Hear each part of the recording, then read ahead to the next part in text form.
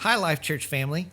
I've been thinking about some of the attributes of God here lately. Many theologians describe God in so many different ways, even classifying these same attributes of who God is into a couple different categories. One is his infinite power, like how he's all-knowing, all-powerful. He can be everywhere all at the same time.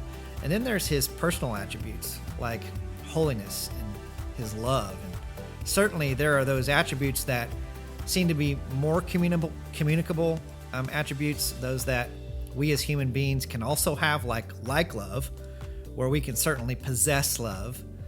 But God doesn't just possess love, he actually is love. And then there are those attributes where we aren't like him at all. I mean, they're not like us at all. They are incommunicable. They seem to belong only to God alone. And I was just thinking about one particular attribute of God that is really incommunicable in God's ability, and certainly we can lean more toward God in becoming like him in this, but it's not innate in our own finite ability. It's really only as we lean into God, begin to trust him, do we become more like him in this way. And I'm actually talking about one of his attributes of greatness, and that is his immutability or his constancy. One of the ways we hear it in church is God never changes. He never changes. I mean, do you know how many times I've changed my mind just this week? I mean, much less how many times I've changed my mind since COVID-19 struck here in Kansas.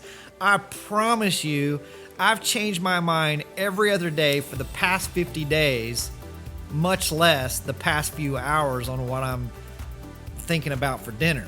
I mean, we change our minds about a lot of things, don't we? I mean, think about this. I mean, before you had kids, you thought having kids were easy, didn't you? Well, what about after you have kids?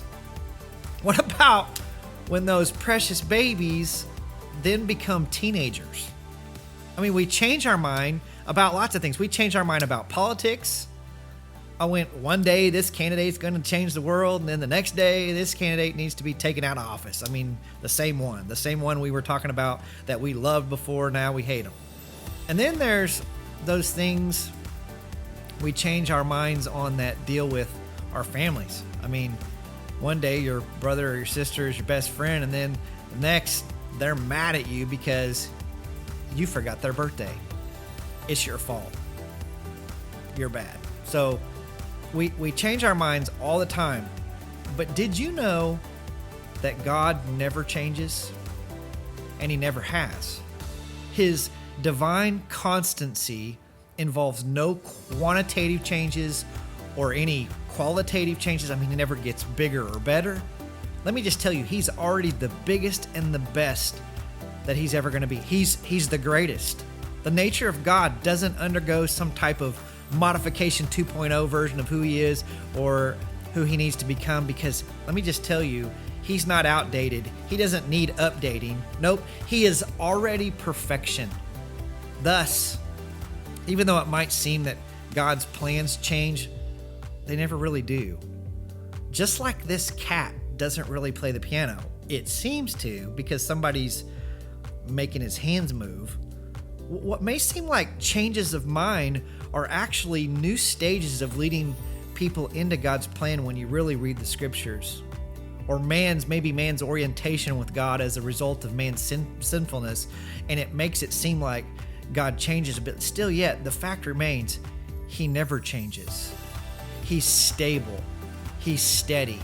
Even in the middle of unstable and unsteady, he never has to revise a decree. He never has to retract on a misjudgment.